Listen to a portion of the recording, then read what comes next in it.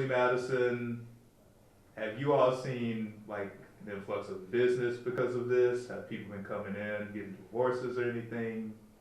What have you seen so far? So far at this date, I don't know if Alabama is necessarily a state that's affected by this. I know that we were discussing that earlier in the week, and although that there is a long list of clients that are on Ashley Madison in Alabama, I think it'll take some time in between when people discover the infidelity and when they start to bring their claims for divorce. However, it has had some of our clients look into more social media to see what their spouses are actually doing. And we've had some influx of calls about, what's admissible in court and what social media networks should I be looking at and what kind of information I need to gather for you. So we have had that influx of calls. What do you all know about Ashley Madison yourselves?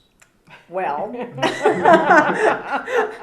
personally, I know a little bit about Ashley Madison. I know that it's a website where married men can go and they essentially pay for a service of finding a girlfriend that's willing to spend time with them, both personally and sexually and physically, for money. Mm-hmm. It's essentially a website that promotes prostitution.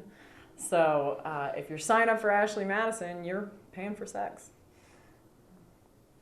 Mm-hmm. Yeah. That's what I know about it. And for the people, the hackers release these names and it's supposed to be private or whatever. How does that work? I think it's the price that you pay when you engage in a social media network that you don't have the ability to stop information from getting out to the mainstream. Plus, it's kind of a price that you take. It's a risk that you take if you're married. If you're going to step outside of your relationship, you are taking a risk. And some clients are okay with that risk. And, honestly, computers have made it sort of easier to feel that disconnect from being faithful to your spouse and from anyone finding out, and easier to find that person to cheat with. We've been placing in our interrogatories for years, are you a member? And if you don't know, an interrogatory is a question that you're asked and you're supposed to answer that under oath, and the answers to that are admissible in court. And we've been asking for years in those when we serve them on opposing parties in a case where infidelity may be suspected. Do you have an eHarmony account? Do you already have a Match.com account? Do you have an Ashley Madison account? And those words, Ashley Madison, has been in there for years. So we've always known that this exists. And as attorneys that work in this field, it's our obligation to ask if it does. Now, do people admit to it? 99% of the time, even though it's under oath, they say no because they think they're not going to get caught. Well, newsflash, you've been caught. Well, that and like credit card statements reflect a payment, a monthly premium to Match.com or to any kind of social dating website. So even if they don't admit to it in interrogatory, when we subpoena their bank records, we do find that information. And cases are won and lost on Facebook postings already. So social media plays a big part in divorce law. Mm-hmm. Cases are won and lost on infidelity too. It still matters in the state of Alabama whether or not you're faithful to your wife or your husband. This is not a community property state. This is a fault state. So according to the law, it should still matter.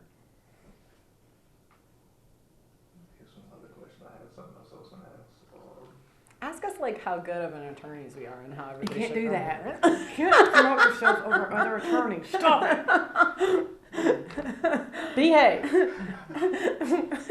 We're non-judgmental law firms. If you're using Ashley Madison, come on down. But if somebody wanted to get a divorce because of Ashley Madison, what are the proper steps should they go through? Should they call you? Should they consult with you two? They should absolutely call us before anything happens so that we can mitigate any damages or any kind of problems they're going to face in an ensuing divorce. You don't want to contact an attorney after you've been served for a divorce. If you see that a divorce is impending, coming down the pipeline, that's the time to call your attorney and say, this is what has happened in my relationship. This is the faults that I have. Help me best defend myself. Also, it's important when you do find out about infidelity in a marriage, and it is what you think is going to be the cause of your divorce, to go ahead and contact an attorney and talk to them about it, because there is a little known thing in Alabama called condonation, where if you find out about the affair and you then decide to try to reconcile with your spouse, it's not going to be as valuable to you in court. So if you have gotten on social media and you have gotten on the Ashley Madison list and you have discovered the infidelity, don't just sit and wait and do nothing, because you could suffer for it in the end. That is true. Have you ever seen any cases like this dealing with something like Ashley Madison? Like, I know The best with Facebook analogy, and the best Twitter. analogy is Facebook and Match.com. Oh, yeah. I mean, routinely spouses will come in with printed out screenshots from Facebook or Match.com with their spouse's profile, or them kissing or being with another person romantically. And that's important. Like, if you find that kind of thing on social media, to go ahead and do that screenshot, because very often, in the very first advice from counsel is to take down your Facebook, take down your social media, and go ahead and deactivate it. So when you do that, the spouse that's caught the other one cheating loses their evidence. I would say that 9 out of 10 divorces that we do at this office, and we do pretty much exclusively divorces at this office, involve some kind of outing via the internet. Whether a married man or woman is in a relationship with somebody that doesn't know that they're married, and that person that doesn't know they're married is posting all about their activities with this person on Facebook, and somebody catches it or finds out, whether or not they have gotten on the internet and they got a bill in the mail, like Elizabeth mentioned earlier.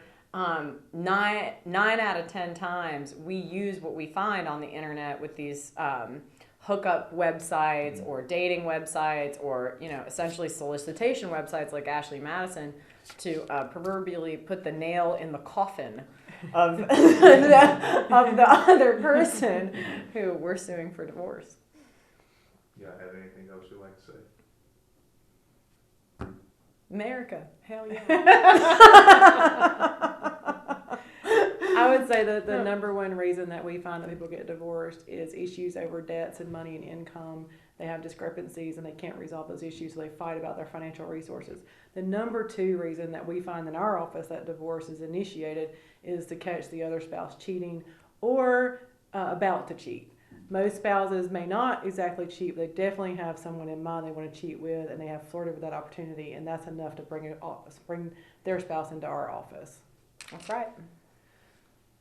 Thanks so much for your time.